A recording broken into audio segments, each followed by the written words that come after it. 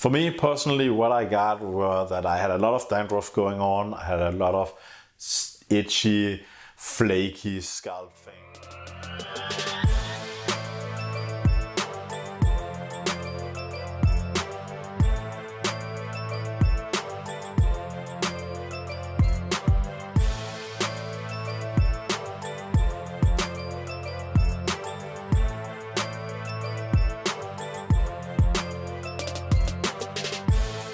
What is up guys, and welcome back. So today we're gonna talk about my past experience with replacing Minoxidil with Redensyl. For those of you who do not know, Redensyl is a compounded solution containing several ingredients that should, in total, block some of the DHC you're producing and also increase the life expectancy or the life cycle of your hair follicles and how fast they grow and how many you grow of them and the density and so on, just as Minoxidil does. But on top of that, it is also expected to be blocking some of the androgen, namely DHT, from arriving at the receptors in your scalp area. So for those of you who do not know, I have been using Minoxidil for the past few years.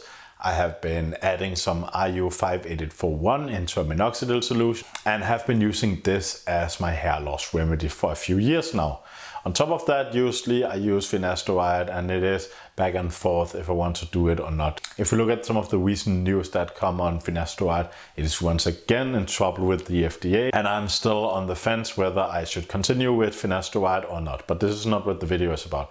This video is about me quitting Minoxidil for a few months to see if Redensyl could keep up with Minoxidil as it was supposed to do in the studies. So I think it's very important for some of the new audience to know that Minoxidil was never intended to stop hair loss. When it first was developed, it was developed as a vasodilator, meaning that it is going to dilate your blood vessels, hence more blood is going to flow through, and if you are in the risk area of getting blood clots or anything like that, maybe a stroke, well, some of the problems are getting solved by that. Well, some of the participants and some of the users of Minoxidil, when it was in oral form, also saw an increase in hair growing on the arms, legs, face, so on, so on, so on.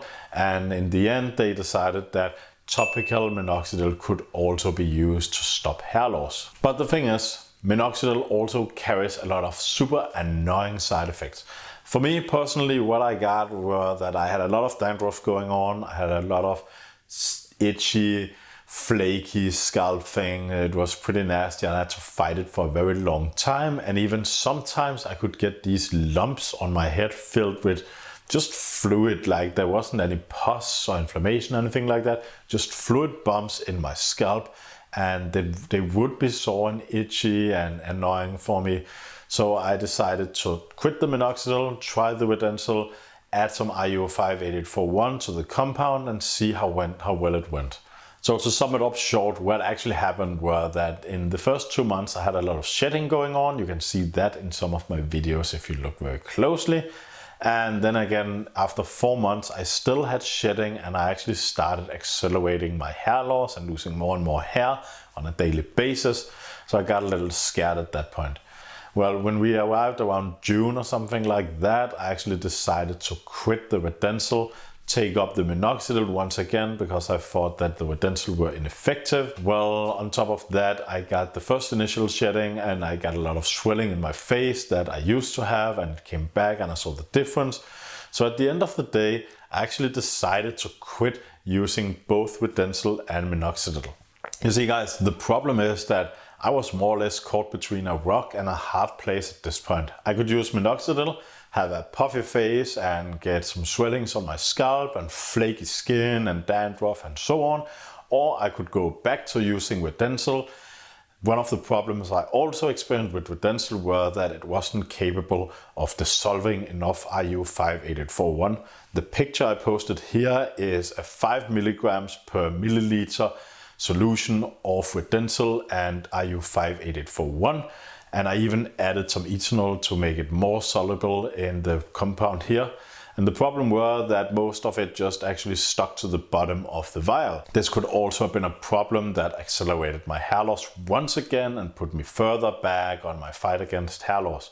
So the thing is, I could either use Redensyl and lose hair, or I could use Minoxidil and have flaky, itchy skin and get swellings and have a puffy face. So either I would look like a freaking puffish in the face, or on the other hand, I could look bald as a fucking eagle or something like that. So that sums it more or less up.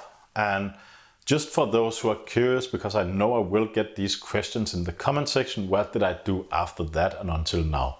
Well, the thing is, I actually ended up just paying what it cost, and I went to Energenic and I paid for their K&B solution and started just dissolving my RU58841 in their solution.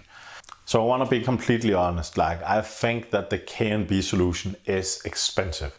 And if you can use Minoxidil and not get any of the weird sides I have, if you don't get a puffy face, if you don't get dandruff or anything like that, or bumps in your head, I would, to save money, use Minoxidil.